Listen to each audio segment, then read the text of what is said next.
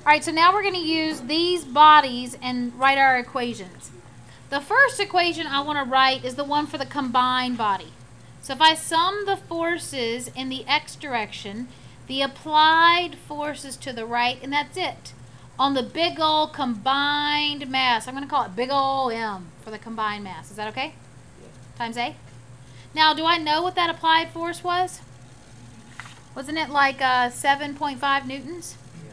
All right, so 7.5 is equal to, oh, what's the total mass here? All right, so 9.4 times A. So what is the acceleration of the system? Yeah, 7.5 divided by 9.4, and that is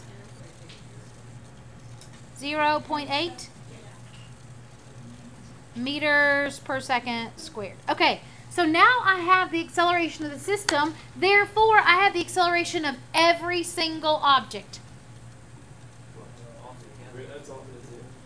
Well, that is it as far as the acceleration, but the question is to find those contact forces. So I want like F2 on 3 and F3 on 1 and all 2, whatever I was saying. So let's go back up here, and now we want to write our equations for this guy. So the first one would be what? The force applied minus the force of 2 on 1 is equal to M1A.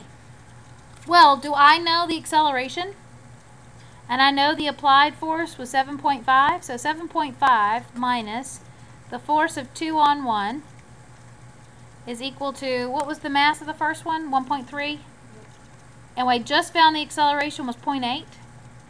Can we solve for the force of block 2 onto block 1? I got 6.5 for that, or 6.49, 6.5 newtons. Okay, so now I know the force between boxes 1 and 2. Because for every force, there's an equal and opposite force between bodies. So if I can find force 2 on 1, that's the same as the force of 1 on 2. So that gets part A.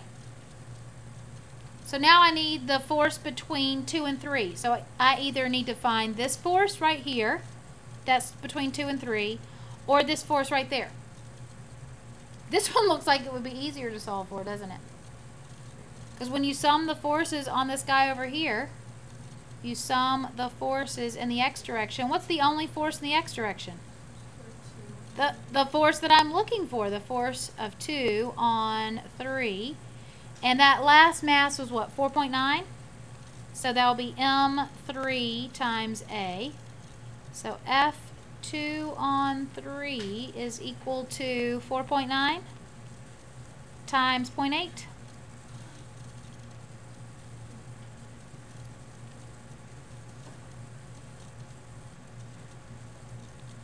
It's the craziest looking subscript.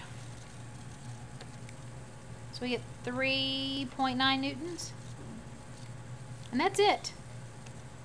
So for the contact force question, find the net acceleration of the system and then go back and write the equations for each one of the objects, and you'll find the forces between them.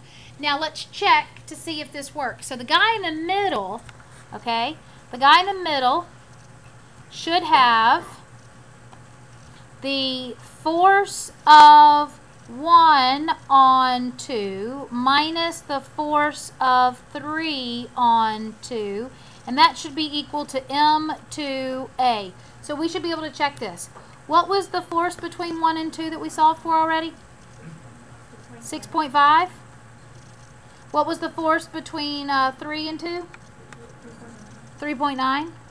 M2 was what? 3.2 kilograms, and this is 0.8. Does that work? Does that equality work? So this is 2.6 over here. Whoa, that doesn't look like a 2.6, but a 2.6. And then what's 3.2 times 0.8? 2.6-ish.